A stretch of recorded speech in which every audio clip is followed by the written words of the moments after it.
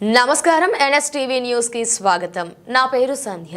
ఇక వార్తల్లోని ముఖ్యాంశాలను ఇప్పుడు చూద్దాం.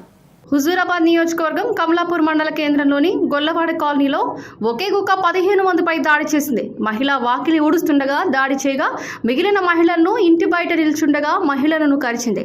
కుక్క దాడిలో గాయపడిన వారు కమలాపూర్లోని ప్రభుత్వ ఆసుపత్రికి బాటపట్టారు. దీనిని గమనించిన Kamalapur hospital superintendent Naresh doctor మాట్లాడుతూ వారికి సరైన పద్ధతిలో వైద్యం అందించామని, కుక్క కాటుకు గురైన వారు తగిన జాగ్రత్తలు తీసుకోవాలని తెలిపారు. మండల వ్యాప్తంగా కుక్కల దాడులు ఎక్కువ అవడంతో ప్రజలు భయాందోళనకు గురవుతున్నారని, అధికారులు స్పందించి తక్షణమే చర్యలు తీసుకోవాలని ప్రజలు కోరుతున్నారు.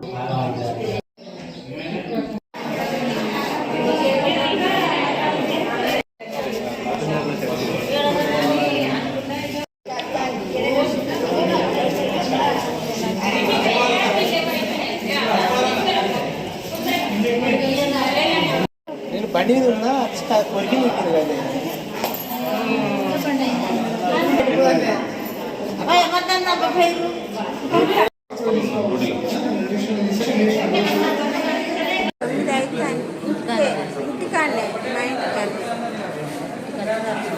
మా ఇంటికన్నా ఆకిట్లో నిలబడ్డా నేను. అయితే ఎంత వచ్చింది చూడలే నేను, అందుకున్నది అడి అంటే ఐసి పెడితే లేదు. ఒక ఆయన వచ్చి కొట్టిన మళ్ళీ కింద తీసి పెట్టి. గౌరీదేవి, మాది బీసీ కాలనీ సబ్ స్టేషన్ దగ్గర.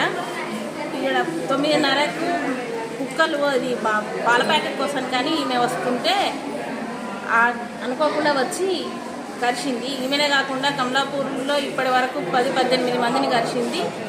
అసలు ఇది అధికారులు అయినా కానీ ప్రజానాయకులైనా ఎవరైనా కానీ ముందుకు వచ్చి ఈ విషయం మీద పట్టించుకొని గ్రామ ప్రజలను కాపాడాలని కోరుకుంటున్నాను. Kamalapur community health centre medical సూపరింటెండెంట్ని.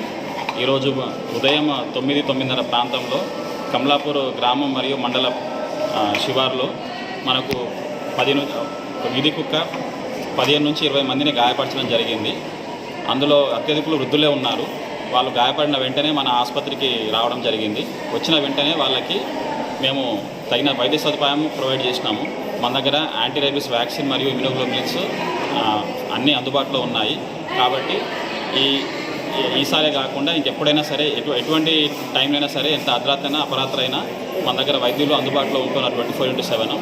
వాళ్ళు వచ్చి మన వ్యాక్సిన్స్ మరియు ఇమ్యునోగ్లోబులిన్స్ తీసుకుంటే రేబీస్ వ్యాక్సిన్ ఫర్దర్గా ఎక్కువగా సోకకుండా ఉంటుంది. కాబట్టి వాళ్ళు వచ్చి ఇక్కడ ఉన్న ఫెసిలిటీస్ని, మన గవర్నమెంట్ హాస్పిటల్లో ఉన్న ఫెసిలిటీస్ని యూటిలైజ్ చేసుకోవాలని నేను మనవి చేసుకుంటున్నాను. అదేవిధంగా పిచ్చి కుక్కలు కానివ్వండి, కోతులు కానివ్వండి అత్యధికంగా వృద్ధులను, పిల్లలను మాత్రమే టార్గెట్ చేసుకుంటాయి. కాబట్టి ఇటువంటి టైంలలో, ఇటువంటి ప్రాంతాలలో, హై రిస్క్ ప్రాంతాలలో కొంచెం వాళ్ళు జాగ్రత్తగా ఉండాలని కోరుకుంటున్నాను.